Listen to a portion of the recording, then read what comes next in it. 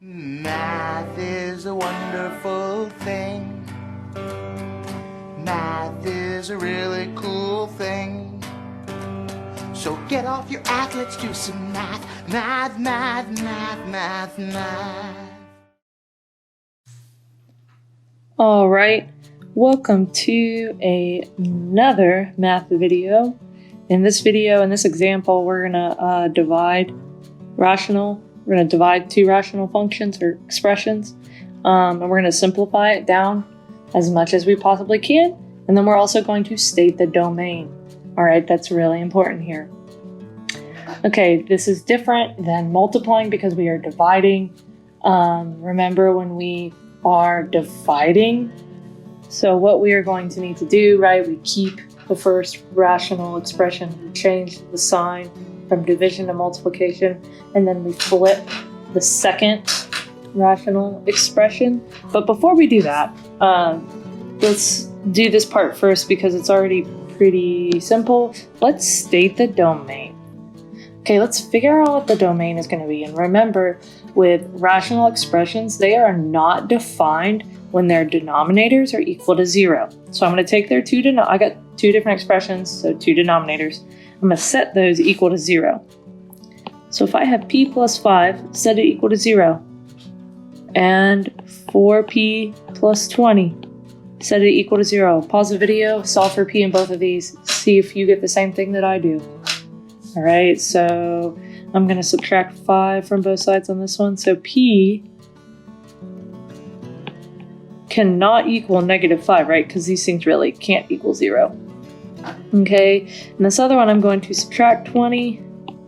So I have 4p cannot equal -20, divide by 4, so p cannot equal -5. It's okay if it's the same thing. That just means you have one restriction. If they had been different, then you would have two restrictions.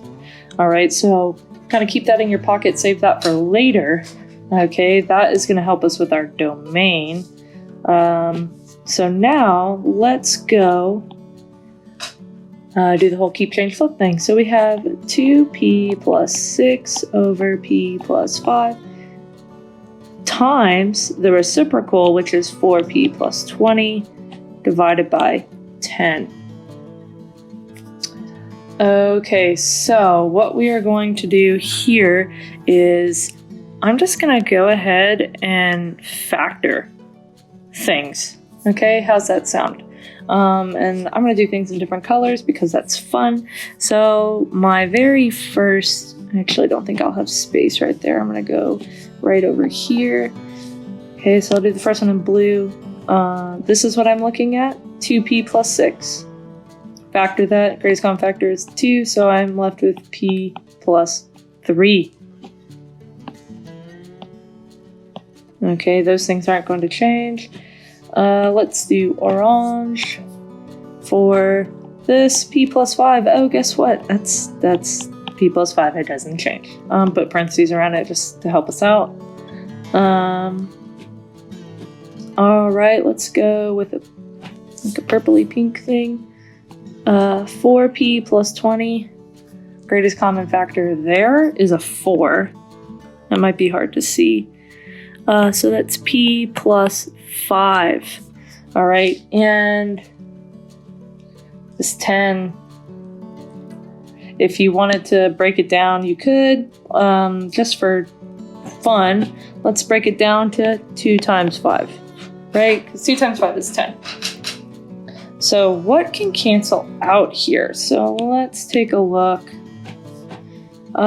P plus 5 cancels out. So that's gone. These 2's cancel out. 2 over 2 is 1. Okay, and now we just worry about what is left.